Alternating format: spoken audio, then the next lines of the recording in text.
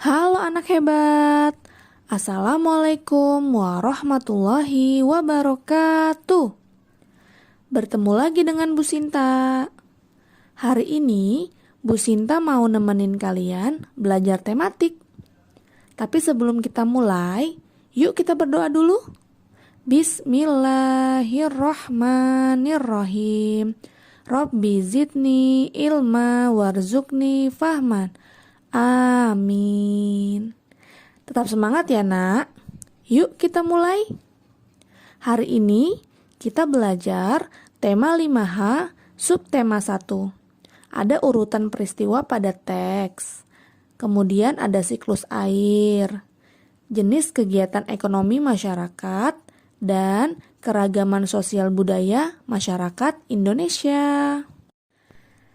Anak hebat, masih ingat atau ada yang tahu nggak ya perbedaan teks non-fiksi dan teks fiksi? Yuk Bu Sinta bantu ingatkan ya tentang kedua hal itu.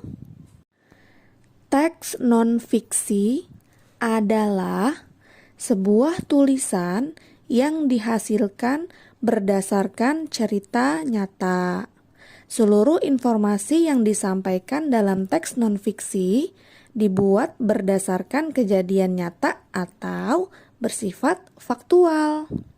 Contohnya ya nak, ada karya ilmiah, tulisan sejarah, dan biografi. Sedangkan teks fiksi adalah teks yang dibuat berdasarkan imajinasi si penulis, tidak berdasarkan kejadian nyata ya nak. Teks fiksi biasanya disajikan dalam bentuk paragraf narasi. Contohnya ada cerita pendek, ada dongeng, dan cerita rakyat. Dalam teks fiksi biasanya terdapat beberapa peristiwa yang dialami oleh tokoh atau yang terjadi. Peristiwa yang terdapat di dalam teks fiksi adalah peristiwa pembuka, peristiwa utama, dan peristiwa penutup cerita. Seluruh peristiwa yang terjadi dalam teks fiksi dapat diketahui setelah kita memahami keseluruhan isi teks.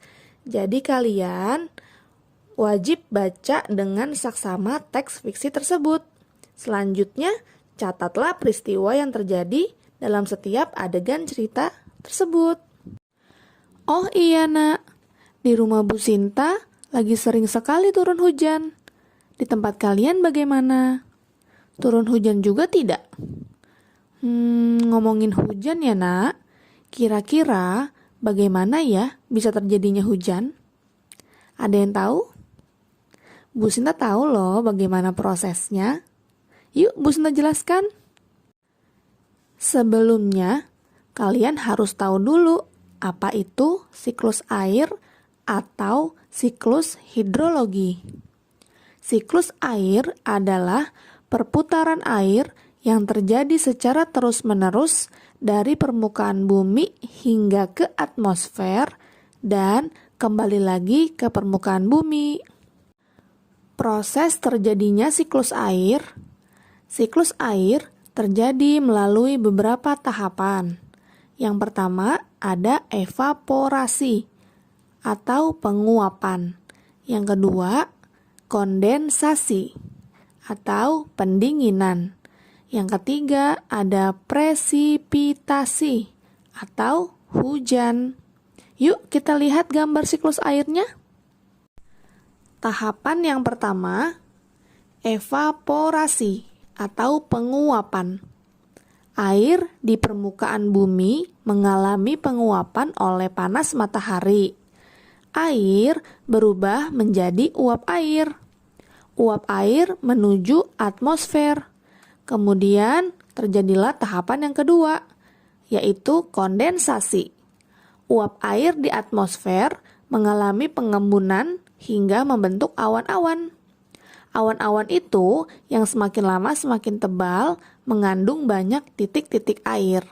Kemudian yang selanjutnya tahap presipitasi, yaitu titik-titik air jatuh menuju permukaan bumi dalam bentuk hujan ataupun salju.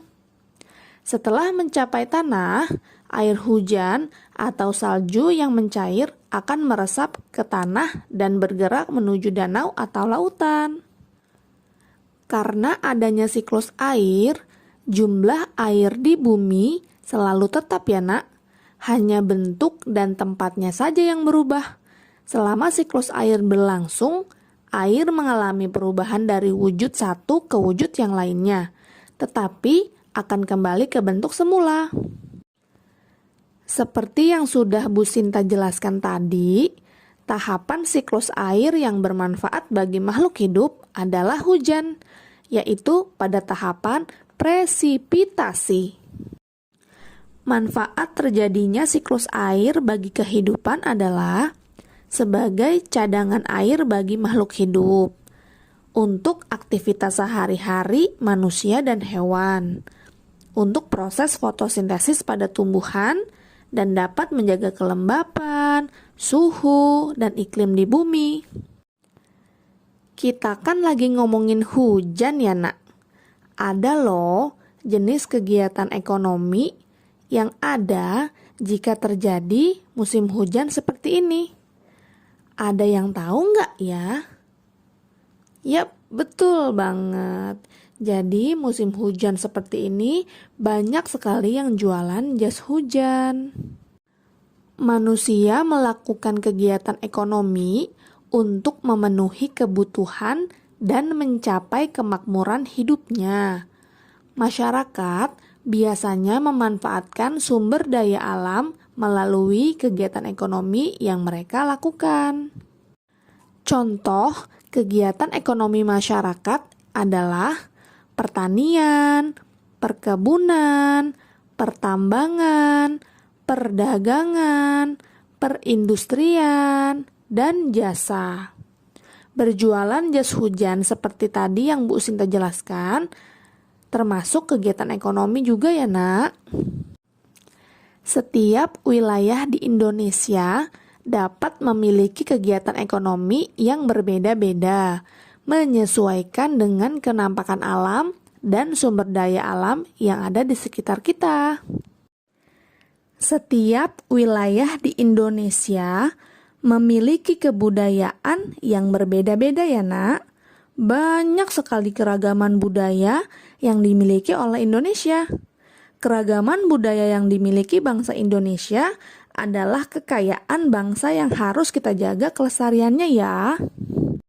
Keragaman budaya Indonesia ada adat istiadat, ada bahasa daerah, rumah adat, pakaian daerah, lagu daerah, tari tradisional, dan alat musik tradisional. Bu Sinta kasih tahu nih nak, ada rumah adat Bali namanya Rumah Gapura Candi Bentar. Rumah adat Yogyakarta namanya Rumah Joglo. Kemudian ada rumah adat Papua namanya Rumah Honai. Di Indonesia juga banyak sekali permainan-permainan tradisional ya nak. Contohnya ada gobak sodor, ada enggrang, dan taplak gunung. Setiap wilayah di Indonesia memiliki budaya yang berbeda dengan wilayah yang lainnya. Perbedaan ini harus disikapi dengan bijak ya nak, untuk mencegah terjadinya perpecahan. Mudah kan materi hari ini? Mudah-mudahan bermanfaat ya.